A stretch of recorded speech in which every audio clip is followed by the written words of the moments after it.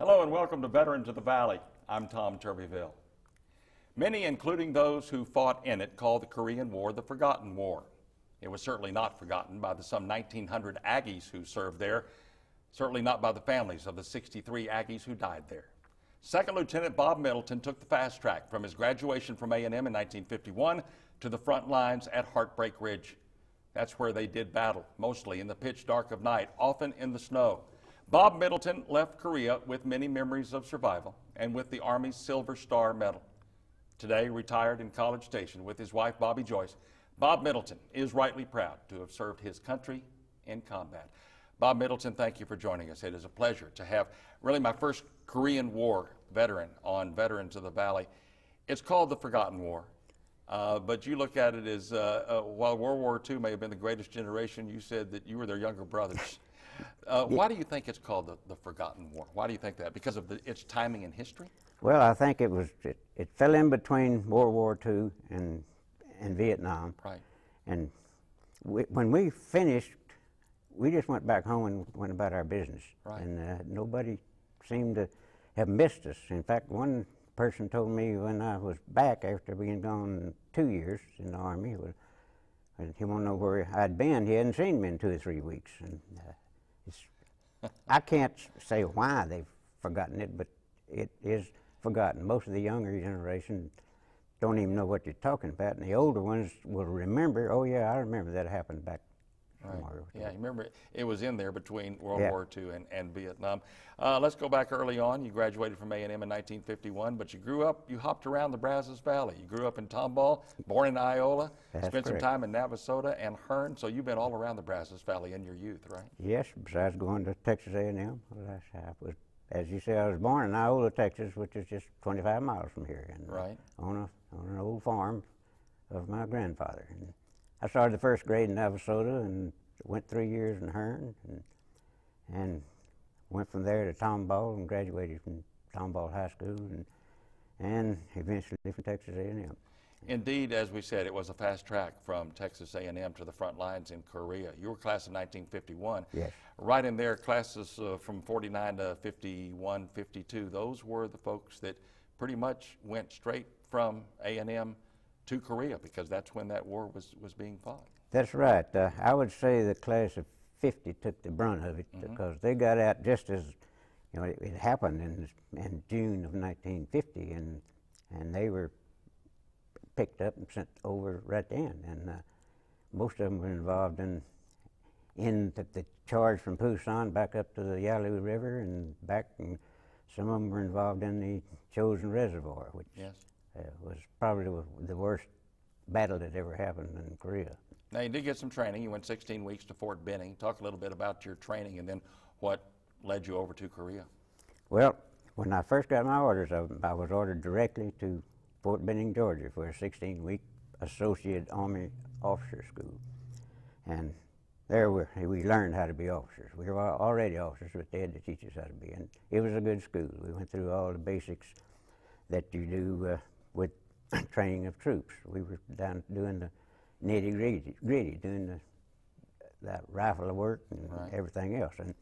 But my orders had also assigned me to this 6th Infantry Division in Fort Ord, California. And after that 16 weeks, we went to Fort Ord, and our job there was to train new recruits, the draftees that were coming in, and we had to put them through an 8-week training program, and then I got through one full program and partially through another, and my orders came to go to Korea, Which you did, and you left your wife, and you left, I believe, a brand new daughter? Yes, I did. You went to Hobby Airport, got on a plane, and by the time you were through flying, you were from Hobby to the front lines pretty much, wasn't it? I flew from Hobby to battalion headquarters, and then I had to take a Jeep and then on. I guess they couldn't get me there, but from battalion on to the front lines then you were in direct sight of the enemy.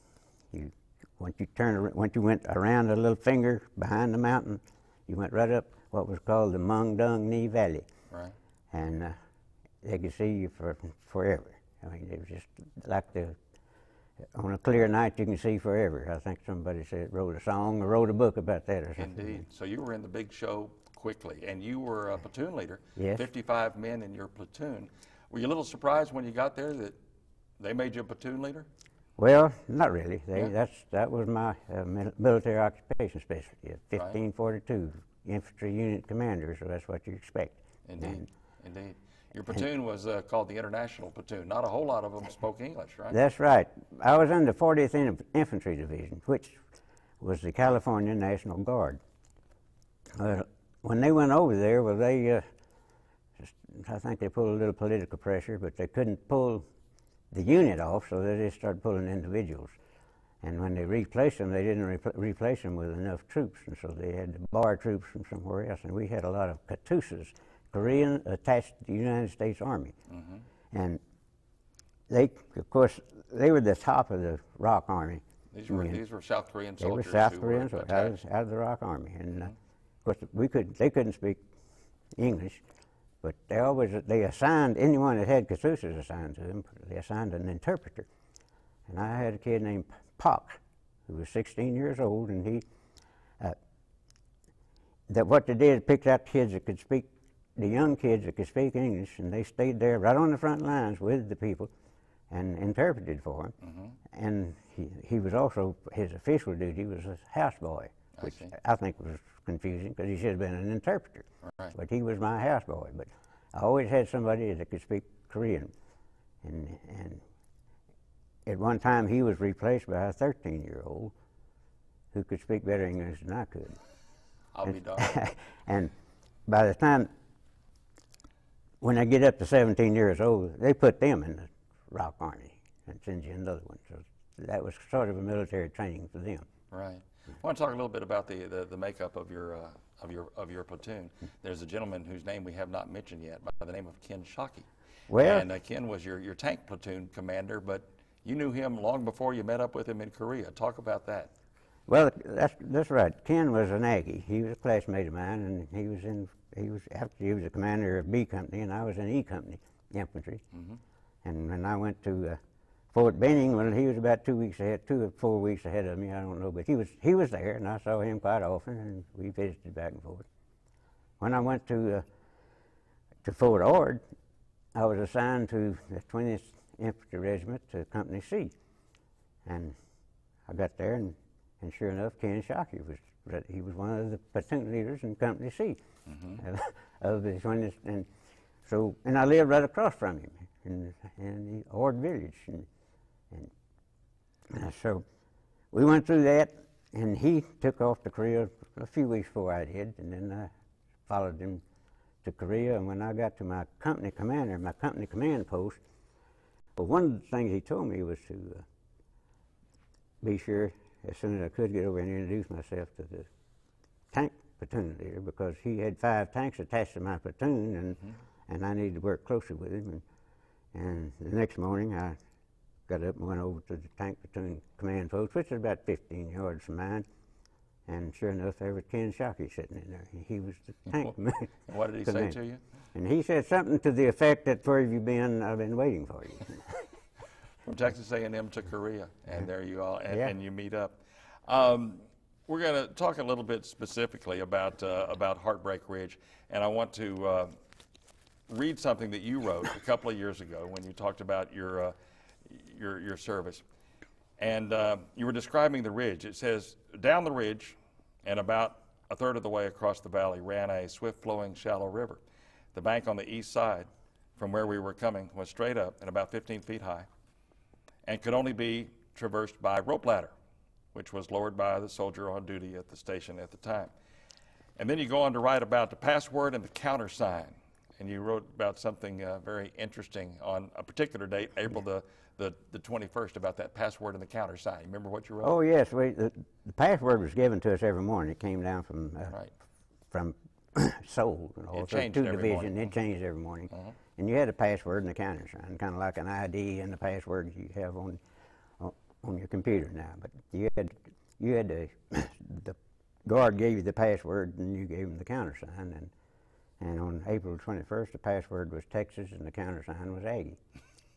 So that was muster day. And Well, you said there were Aggies everywhere Aggie. in Korea. You ran into them everywhere. Yes. Later on, we're going to talk about a former A&M commandant that you ran into. But Yes. it was amazing. We said at the beginning, 1900 Aggies served in the Korean War. So you were running into them everywhere, I weren't you? saw him practically all the time. At one place or another, he'd run into an Aggie. You came away from Korea with the Silver Star. Yes. Tell us about the particular incident, more than an incident, the battle, to where you and I know that Shockey was also involved in this same battle, there where you were awarded the Silver Star. Well, we had, every night we sent out ambush patrols, and that was just 7 men or so would go out in front of the lines a few hundred yards and set up just to let you know if somebody was coming in. And occasionally, about once a week or so, they would send out larger patrols, which is called a combat patrol. And different platoon leaders would take their men out and go to different areas and try to make contact with the enemy, and usually did. And this particular night, we had 3 different locations we had to go out to, and our purpose was to capture a prisoner if we could. And so we went to the first area out in front of the lines and sat for about an hour, and nothing happened. And so we picked up and went to the second area. And actually, I had 3 different sections of my patrol. I had a reserve patrol and a ready reserve patrol, consisting of about 7 men each. And the reserve was to stand back until we needed it, and the ready reserve was to just stay behind us until, if we found action, they would come in and assist. And after the second location, we went on to the third location, which was rather deep. We were sort of expecting something there, and we went partially up a finger towards the mountain, and we had a place that we were supposed to stay. And before this, for 3 days, they had set in mortar shells and tank and howitzers would hone into all 3 of these locations in case we needed them. And so they were already zeroed in. And sure enough, at the third location, well, we did make contact with the enemy. And I saw some coming down the ridge. First I saw about 8 of them, and then while we were looking at them, we heard some noise on one of the sides, and there were several more over there. And so anyway, we commenced the fire, and we had quite a battle. I guess the battle lasted about 20 minutes, but we were subsequently surrounded. So I had to have the ready reserve come break through and told the reserve people to take care of the ones that was on the left. So we didn't have to worry about them, but they engaged those, and we had several people were wounded, and one of my BAR men he was shot, and I saw him go down, and he jumped right back up again and started firing, and we had to go up. One of the other guys fell, and I knew where he was, and so I crawled up and got him and drug him back where we could kind of take care of him. And the battle progressed, and we were finally able to break through. And the reason why we had to call fire in on ourselves, because that was just a situation that was at hand. And at first, the artillery didn't want to do it, and I noticed they were slow coming back, and so I got on the radio and just got a hold of Shockey and told him to come on in. You pinpointed, and he said, "Well, you're there." And I said, "Yes, we got to get out." And so he just came in and started firing right where he was supposed to. And I guess when the artillery and the howitzers saw that what was going on, they came in too. And we had our own fire bursting all around us, but we were able to get through. And in the end, we killed 20 for sure, and probably 3 more. Right. And we were able to get 2 bodies back home. We didn't catch any live prisoners, but we were able to get some bodies back. But by the time we got back to the lines with a fellow that I dragged back was dead. We Right. figured he was already dead by the Killed at time the we got him, time, but right. we didn't leave him there. Right. And that essentially is what happened. It wasn't. And you were awarded the. I was the awarded the Star. Silver Star, and as was my BAR man for the same thing. He's the one that got shot, and but he got up and he had quite a deep wound in his chest right here, Right. and it had gotten through his flak jacket when it turned and went through and got part of his chest. But I he want was all able to Aggies finish. to understand what you're saying here, because Ken Shockey was your platoon tank commander. Yes. And you still credit him and what his platoon did for saving your life. And that's, Yes, as you wrote, that's the ultimate example of Aggies helping Aggies. As far as I'm concerned, he saved my life as well as the other people that came in from there. And You're right here, Lieutenant Middleton. I was on my own now, a young small town boy, suddenly put in charge of 55 men, at least half of whom were older than me, and all hoping and praying that this kid would make the right decisions and not botch things up and get us all killed. That was your thoughts back that was then. my thoughts when I first got there. And they there were was leery. pressure on you as Yeah, their they were commander. leery. Yes, I was just 22 years old. I mean, I'd hate to put a group of people in charge of a 22-year-old, but that's the way it was. But that's the way it was. And during this battle, were you too busy to think, hey, I might get killed here? I mean, you were busy working to protect your troop and to protect yourself. I guess you were too busy to think about what could have happened. It never occurred to me until after I got back. And then you realized where you had been. But that didn't occur to me. It doesn't occur to people. That's just, Right. people just do They what got a job to do. Uh-huh. They got a job to do. I want to go to some photographs from a scrapbook that your wife made for you about your service in Korea. And we're going to page through them. Wish we could show the entire scrapbook because it's amazing what your wife did. Talk about this picture. Here is obviously a young fighting Texas Aggie cadet, Bob Middleton. That's my senior picture, official senior picture with my boots. They make them every year. Usually every year they make a picture of seniors in their boots. Actually, I have one of my grandson in his boots, and he has that particular picture in the background of it. So you can actually see both of those pictures. Panning out there, and you can see there's the same senior boots that seniors wear today. That's the one, the same boots. They cost me $80. Now I think they're probably $900. Inflation has hit the. I paid $80 for the boots and $7 for the spurs. I'm going to page through this. This is a page in the scrapbook, and this is you and Ken Shockey. That's me and Ken Shockey in front of my command post, and that's where I lived, right behind there. And then that's Ken on the left, and I'm the one on the right that's got the helmet over his eyes. And was that taken right there in the Mundung? Yes, that's in the Mundung Knee Valley. And any time you got out like that, you were subject to being shot at. They shot rifle fire at you, mortars, anything that take you at that. Any time you went out there, you were getting shot at. Pan out now a little bit if we can and show a picture then that was taken. I'll lift this up so we can see it right here. This photograph was taken, what, a couple of years ago? Yes, it was taken about 2 years ago, and let me point out, that's Ken Shockey right there, and there's me. And that's just in the same position as we were 52 years before. That's about 52 years after that other picture was taken. There you are, the same folks. That's an amazing photograph. And those are 4 Aggies that were in the 40th Infantry Division in the class of 51.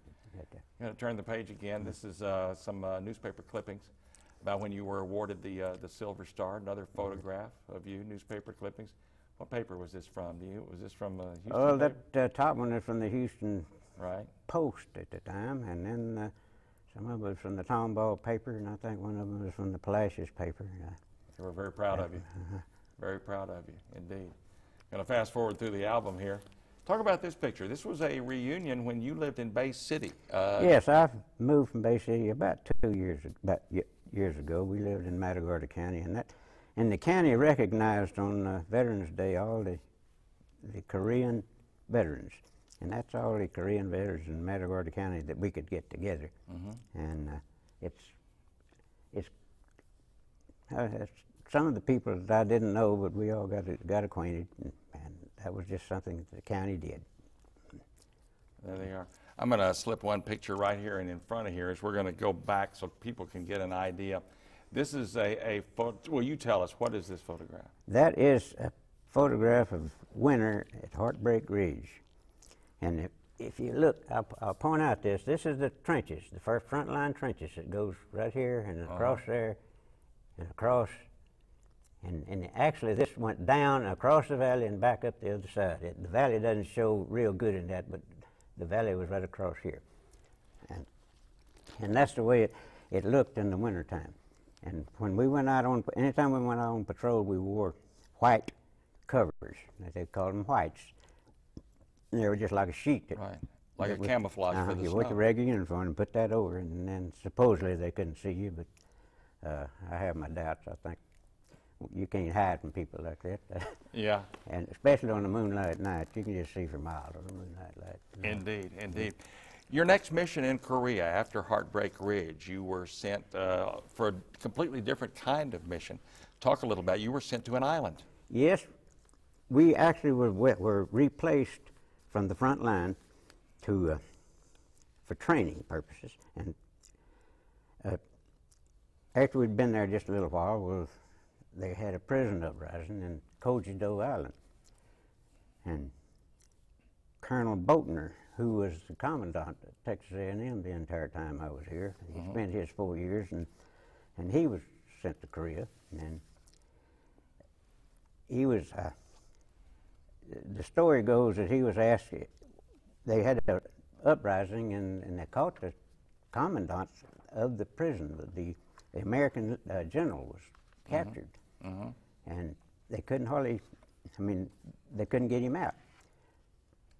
And so they called Hayden Boatner in and asked him, told him they wanted him to go down there and quell that right, and did he think he could handle it? And he says, I spent 4 years working with Texas A&M Mothers Club, I think I can handle that. Now, whether he said that or not, I don't know, but that sounds... It sounds like a great thing to say. Talk a little bit more about what you did on this island. As far as the POWs, there were 3,000 prisoners, mostly Chinese. No, they were actually 45,000 prisoners. 45 on this island. On this one island. There's mostly Chinese, and some of them were North Koreans, but the ones that wanted to stay there, they had moved over on the mainland. But these were the bad ones over there, and they had broken them down in 5,000 to 10,000 man compound, which is just too big. You can't handle 5,000 enemy at one time, even inside a barbed wire fence. But our job was to break them down into smaller compounds. And, we had to go down, and it had already been started when we got there, but they called for additional help, and our job was to break these prisoners into 500-man compounds, and to keep them under surveillance all the time. Right, right. And you were able to do that. Yes. Talk about when you got the word that you were going to go home. You were on an LST. You were floating on an LST at the time. Yeah, they were. We had loaded on the LST, and we'd been relieved at Koji, and we was moving back, and we didn't know where we were going. We knew we was eventually going back to the front lines, and